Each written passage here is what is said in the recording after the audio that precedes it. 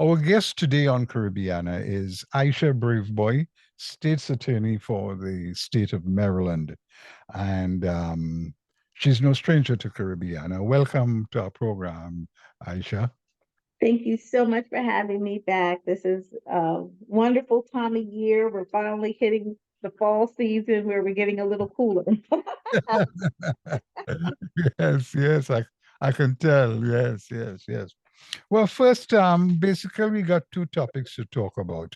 One Okay. is the Multicultural Commission. It's something that you created. Would you please tell us a bit about it, what it is, and so on? When I became state's attorney, I wanted to ensure that I was reaching out to the community, not just when something bad happened, but really all the time, just being able to be accessible to everyone. But in particular, I wanted to make sure that our multicultural community, those who are coming from different uh, parts of the world here to Prince George's County, that they understood our justice system and that it was relevant and meaningful to them in their lives. Right. And so creating a festival where we can discuss issues of justice, but also have a little fun and some culture, I thought was a great way to bring people in. And so that's why we started the Multicultural Justice Festival.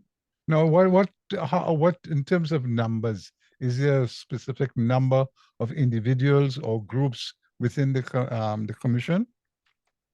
So we have a commission, a multicultural commission made up of close to 100 people, and they represent about 37 different countries and several different languages. The first time we hosted our uh, Justice Festival, we had people who literally represented nearly every continent.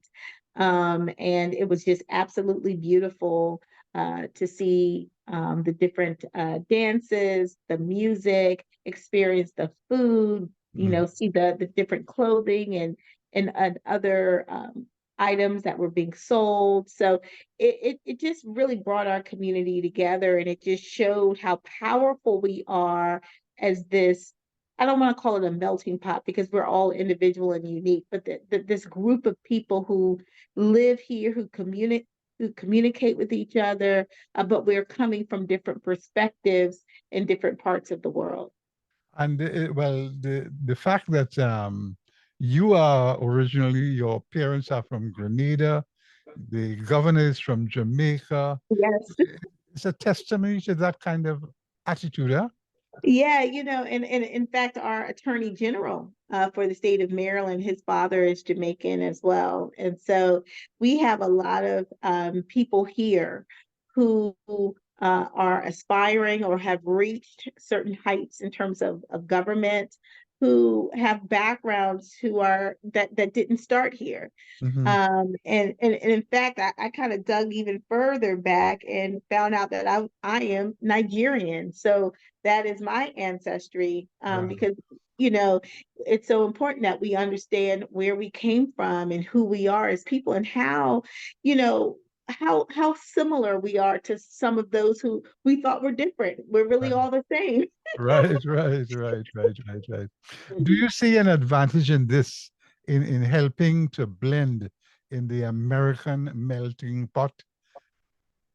Yeah, it's hard to call it a melting pot because I do feel that people should and they do retain their own unique, number one, the physical appearance, but also the music, the food. I enjoy not, like tasting authentic cuisine, listening to Right, authentic music, and I think it's the fact that we can have our differences but still come together in those things that are important, right, that makes us a powerful country, a powerful county. So right, yeah. right, right. Now, now with elections here in the United States coming up, um, how do you feel, especially with the one of the candidates being of a Caribbean flavor? Yes. Yes.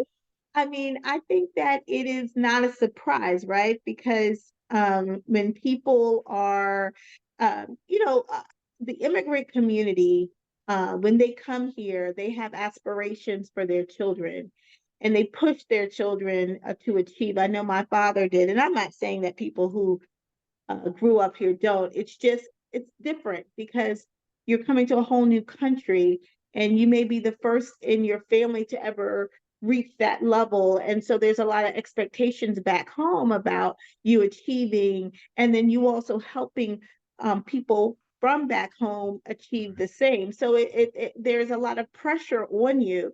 And so I think that that transfers oftentimes to their children. And so we feel that pressure to, achieve and to give back. And that's part of our makeup.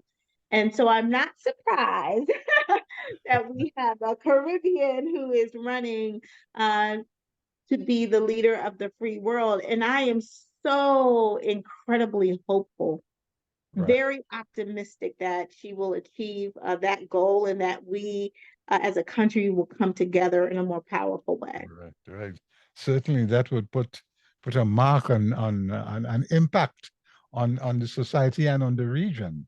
Yeah, In absolutely. in Absolutely. And really the world. This will right, be the first time that a leader um, of this country that is seen as the leader of the world will be, a female. right, And I think and I think that sends a message to those countries that have not yet saw fit to give women and girls their own rights and freedoms, that we are going to be that example, true example, and that we're going to fight for those young women and girls in other countries who are not treated fairly and treated as second class citizens in their countries as well.